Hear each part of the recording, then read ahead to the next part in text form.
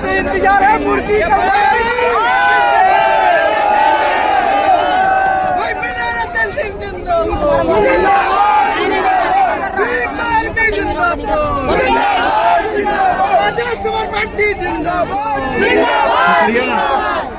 शुक्रिया शुक्रिया शुक्रिया शुक्रिया शुक्रिया बहुत बहुत धन्यवाद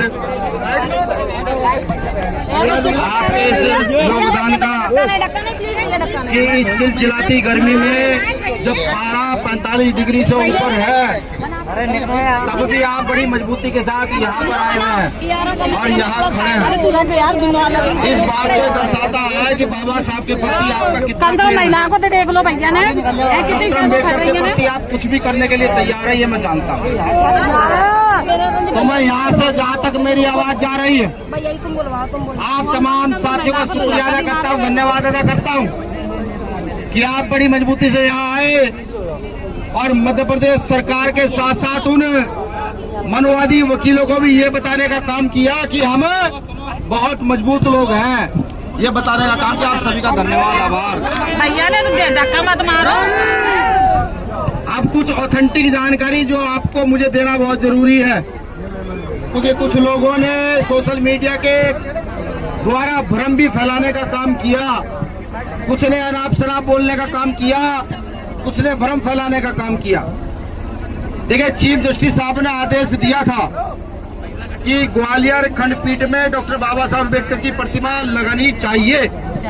ये आपका और मेरा आदेश नहीं था, किसका आदेश था? भारत की एक मुख्य खंडपीठ, गौर से समझिए, चुपचाप होकर समझिए, ये बताना भी पड़ेगा आपको।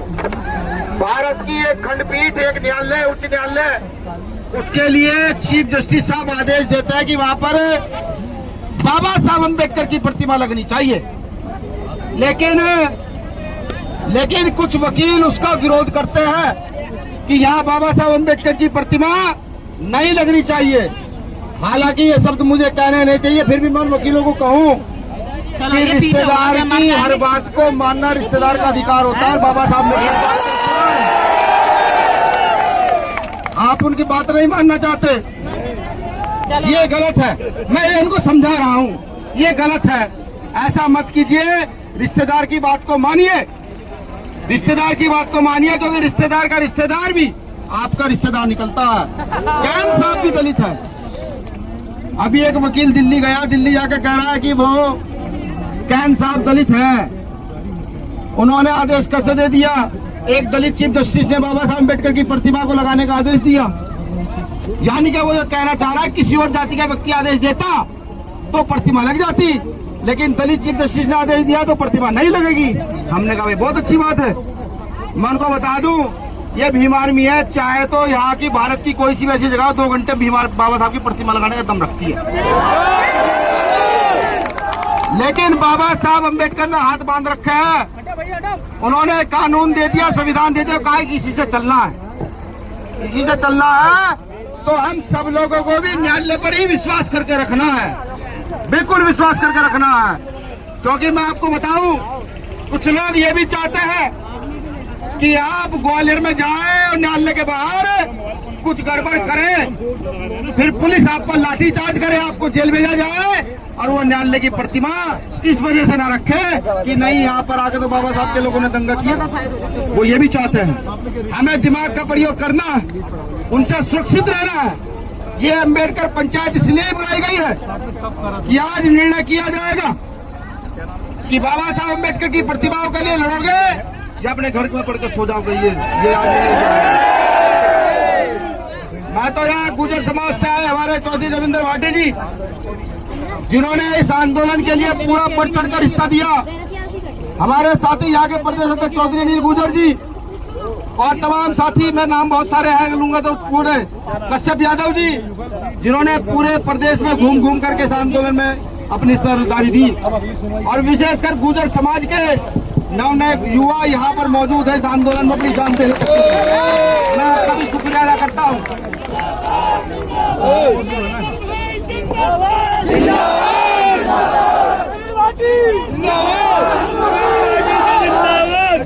और आप सोचो कि आखिर बहुजन समाज की प्रतिमा का विरोध क्या होता है।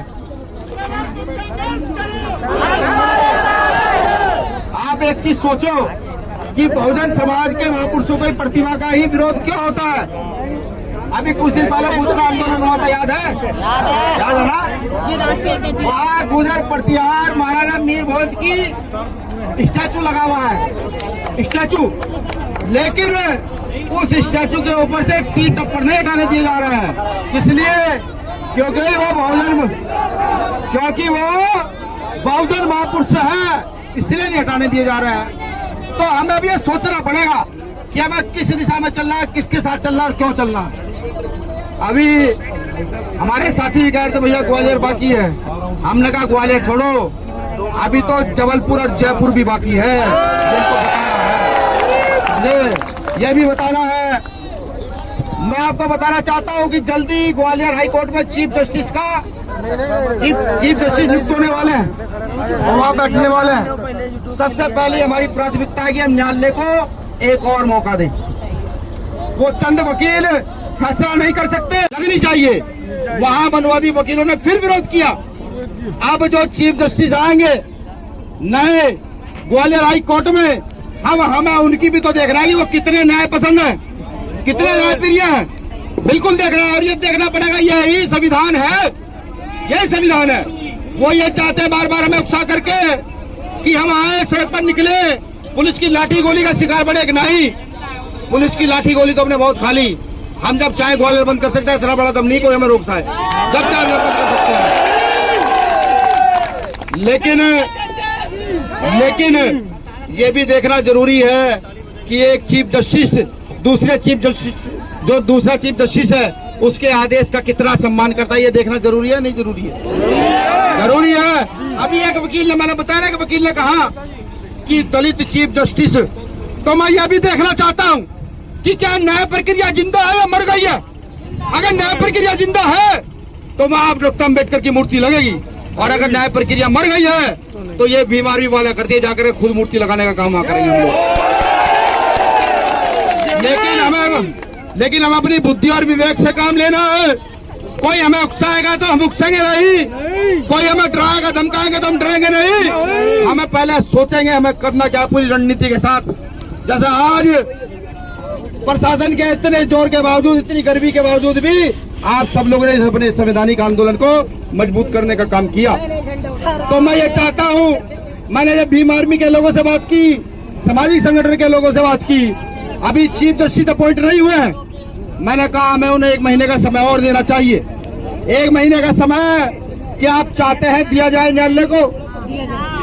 आदेश के लिए 1 महीने का समय दिया जाना चाहिए? नहीं, अगर 1 महीने का समय दिया जाना चाहिए तो मैं ये भी घोषणा कर दूं कि फिर ये प्रतिमा जो बाबा साहब अम्बेडकर की हम लेकर आए हैं, ये प्रतिमा 1 महीने के बाद इसी प्रतिमा को लेकर मध्य प्रदेश के हर जिले जाएंगे और भारत के हर जिले इसको लेकर चलेंगे। 2 काम हम करेंगे। अगर न्यायालय ने हमें न्याय दिया,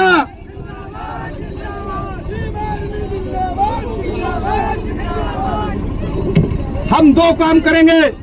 अगर न्यायालय ने हमें सम्मान दिया तो पूरे देश में संविधान और बाबा साहब अम्बेडकर की प्रतिमा को लेकर न्यायालय के सम्मान में हर जिले हर गांव जाने का काम करेंगे कि भारत में न्याय भी जिंदा है, ये बताने का काम करेंगे। और अगर न्यायालय ने हमें सम्मान नहीं दिया तो हम ये भी बताने का काम करेंगे कि न्यायालय भी यार नेताओं के हाथ की कठपुतली बन गया है। फिर हम बाबा साहब अम्बेडकर की प्रतिमा को लेकर हर गली, हर चौर, हर चौक चौराहे, मोहल्ले, हर प्रदेश में जाकर ये बताने का काम करेंगे कि न्यायालय भी अब हमारे पक्ष में नहीं रहा है, ये बताने का काम करेंगे। तो मैं आप सभी से निवेदन, आप सभी से उम्मीद भी करता हूं और ये निवेदन भी करता हूं कि ये जो बातें आज कही गई हैं, इन बातों को अपने मन मस्तिष्क में बिल्कुल सेट करके बिठा लीजिए। हो सकता है कोई आपको भ्रमित करने का काम भी जरूर करेगा, बिल्कुल करेगा। मैं उनको भी बताऊं जिन्होंने हमारे चंद कार्यकर्ताओं के साथ मारपीट करने का काम किया। मारपीट करना हमसे ज्यादा कोई नहीं जानता है, कोई नहीं जानता। हमने एक बार मारपीट की थी सन 1818 में महाराष्ट्र में भीमा कोरेगांव में एक बार मारपीट को उतरे थे। तो 28,000 लोग तितर बितर करा दिए थे 500 लोगों ने।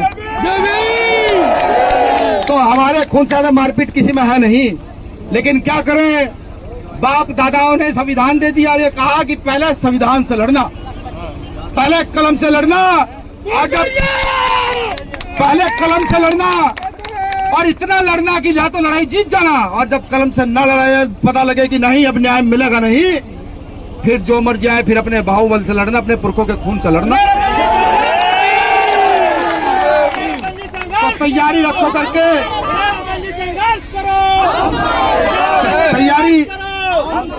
तैयारी रखो करके।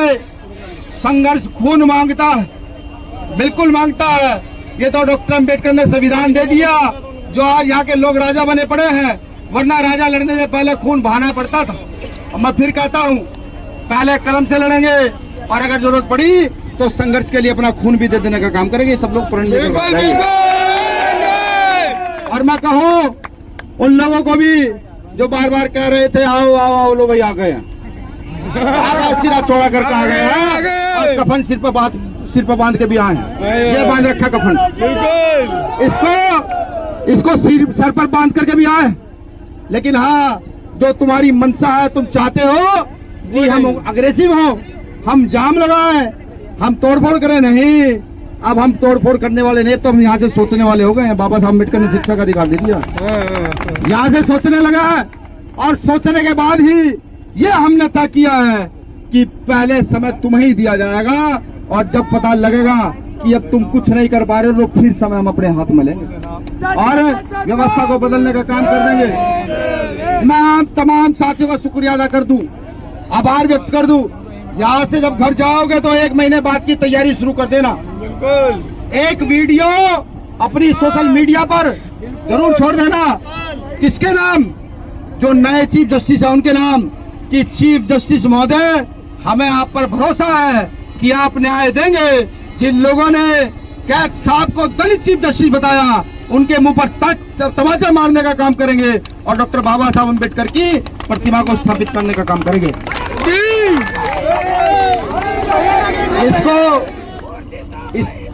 इसको सभी बहुजन समाज के लोग 1 मिनट का वीडियो बनाकर कैद साहब के नाम नहीं, माफी चाहूंगा, नए चीफ जस्टिस के नाम अपलोड करेंगे अपनी फेसबुक से, ट्विटर से, इंस्टाग्राम से, जिससे कि उन तक मैसेज पहुंच सके, बिल्कुल पहुंच सके।